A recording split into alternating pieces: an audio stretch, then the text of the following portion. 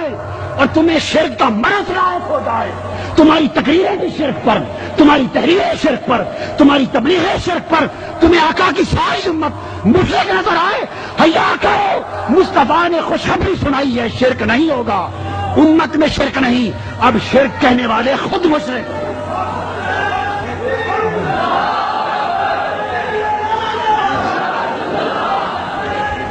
یہاں آپ کے لیے تو اتنی بات کافی تھی، اہل علم بھی ہیں، ایک نقطہ ذہن میں آ گیا، یہاں کوئی اعتراض کر سکتا ہے تو میں نے چاہا کہ اس کا بھی جواب دیتا چلوں، بعد ازاں پریشانی بازوں کو لاحق نہ ہو۔ جواب میں یہ کہا جائے گا کہ شرک پلٹ کر نہیں آئے گا، ان تشرکوا بعدی کی خوشخبری صرف صحابہ کو دی کہ تم میرے بعد شرک نہیں کرو گے، باقی امت کے لیے قیامت تک کے لیے نہ تھی۔ یہ اعتراض ہو سکتا ہے اور کہنے والے کہتے ہیں، اس کا جواب بھی سن لو۔ آقا نے دو باتیں فرمائی، ایک فرمایا کہ میرے بعد شرک نہیں ہوگا، دوسرا فرمایا کہ میرے بعد تم اخشا علیکم الدنیا، جیسے فرمایا انی لا اخشا علیکم الشرک، مجھے تم پر اب شرک کا خوف نہیں رہا، اس طرح فرمایا ولکن اخشا علیکم الدنیا، اور دنیا کی فتنہ پروری اور قتل و غارت گری کا، ایک چیز کا نفی کی، ایک چیز کا اس بات کیا۔ ارے ظالموں، اگر تم آقا کی خوشخبری کو، عدم شرک کی خوشخبری کو فقط صحابہ تک محدود کر دو، اس سے بڑا ظلم نہ ہوگا، پھر شرک تو خاتمہ ان تک محدود ہو گیا، پھر دنیا پرستی اور فتنہ دنیا اور قتل و غارت گری دنیا کی، یہ بھی امت پاک ہو گئی، یہ بھی صحابہ پہ تھوپنی پڑ جائے گی، کیونکہ دونوں کو نہیں فرمایا، ادھر فرمایا لا اخشا علیکم، ادھر فرمایا اخشا علیکم، دونوں باتیں ثابت ہوگی۔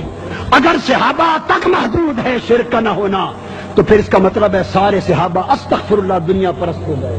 ارے ظالموں، اتنی بڑی جسارت نہ کرنا، اتنی بڑی جسارت نہ کرنا، اور اگر کہو کہ صحابہ دنیا پرست نہ تھے، وہ عدول تھے، تو اس کا مطلب ہے کہ دنیا پرست امت بنی اور یقیناً ہم ہیں، صحابہ نہ تھے۔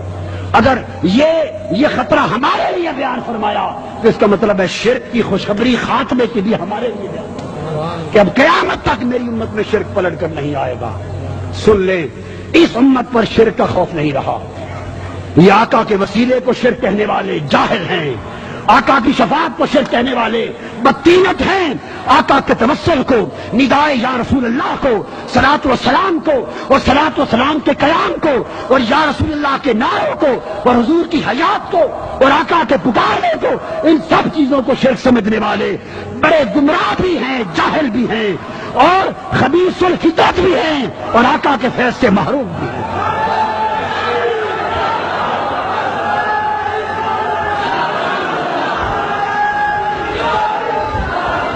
حاضرین، شرک کا خطرہ نہیں رہا تو سوال یہ ہے کہ خطرہ کس چیز کا ہے؟ آج جس کا خطرہ ہے اسی کے خلاف تحفظ کی جنگ لڑنی چاہیے، یہ مقام مصطفیٰ اور نظام مصطفیٰ۔ خطرہ آج امت کے عقیدہ توحید کو نہیں ہے، خطرہ امت کے عقیدہ رسالت کو ہے،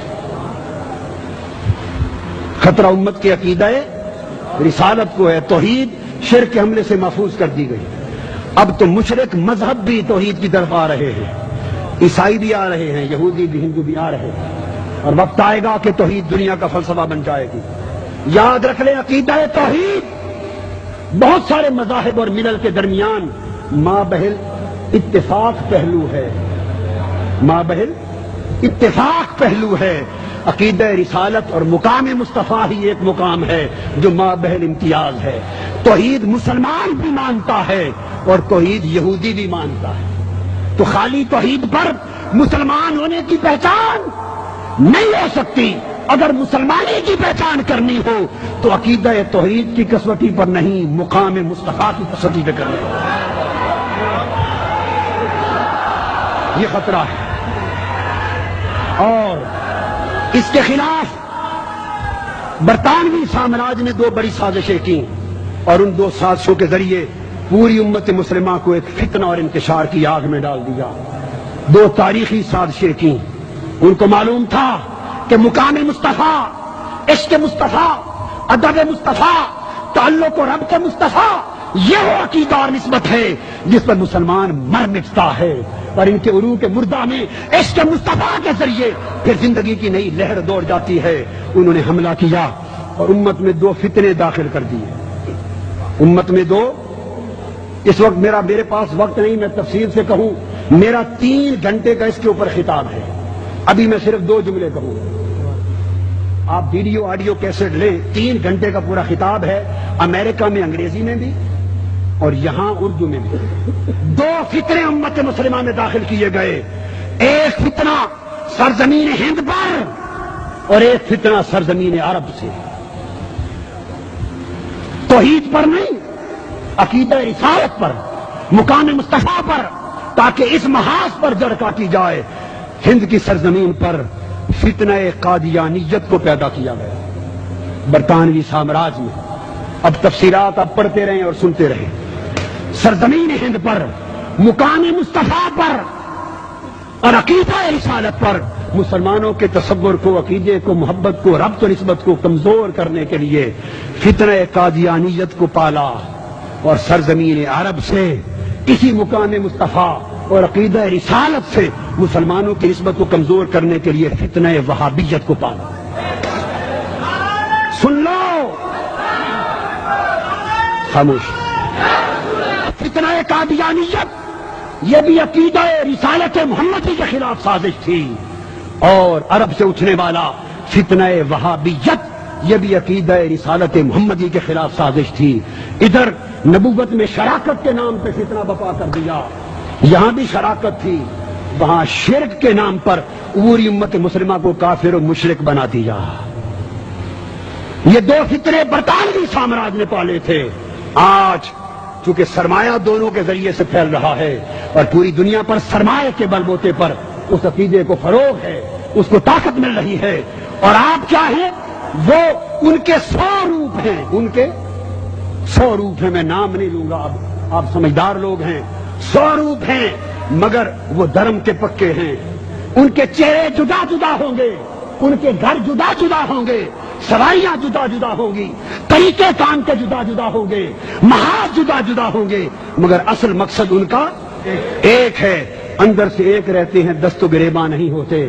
بدقسمتی اس عقیدہ اہل سنت کو کہ جو عشق مصطفیٰ پر مر مٹنے والے تھے, جو مقام مصطفیٰ کا تحفظ کرنے والے تھے, برطانوی سامراج کی سازش نے اس میں وہ فتنہ بویا کہ وہ کئی چہرے رکھ کر اندر سے ایک رہتے ہیں. ہمارے ہاں اگر چھوٹے موٹے آپس کے اختلاف ہو جائیں تو غیروں سے جنگ نہیں لڑتے, آپس میں ایک دوسرے کی جڑیں کاٹنا شروع کر دیتے ہیں. غیروں سے دوستی کی پینڈیں بھی حلال ہو جاتی ہیں, غیروں کے ہاتھی بھی نگلے جاتے ہیں, اپنی کی چیوٹیوں پر جھگڑا شروع ہو جاتا ہے. دشمن کی سازش کو سمجھنے کی کوشش کرو. دشمن تمہیں آپس کے اندر اختلافات ڈال کر جدا کرنا چاہتا ہے, تمہاری مجتمع کر کے تمہیں تباہ و برباد کرنا چاہتا ہے. اسے خطرہ فتنہ وہابیت کی پیروی کرنے والوں سے نہیں, اسے خطرہ فتنہ قادیانیت کی پیروی کرنے والوں سے نہیں. دشمن کو خطرہ صرف ان لوگوں سے ہے جن کا سکون گنبد خضرا کے ساتھ ہے, جن کا ایمان, جن کا انسان, جن کا اطاعت, جن کا جینا, جن کا مرنا سب کچھ میرا دین بھی تو تے ایمان ہے, دھیان بھی تو تے گیا, جو یاد بھی چھوڑ کے جیتے وس دے ہاسے تے وس دے ناسے, تیری جوک دے آسے پاسے وہ سن دے ہاسے مٹھیاں گالی, سنا یار سنے دا ہاسے. ارے وہ لوگ جن کی دل کی تعریف سنے یار سے ملی ہیں, عشق محمد کے سائے میں جو پل رہے ہیں, جن کے خون میں عشق مصطفیٰ کی تپش ہے, ان کو خطرہ فقط انہی سے ہے. ہوشیار ہو جاؤ. اور آج نظام مصطفیٰ کے نفاذ اور مقام مصطفیٰ کے تحفظ کے لیے میں برملا آپ کو بتا رہا ہوں, آقا دو جہاں کے ساتھ اسی نسبت مقام مصطفیٰ کو پھر سے زندہ کرنا ہوگا.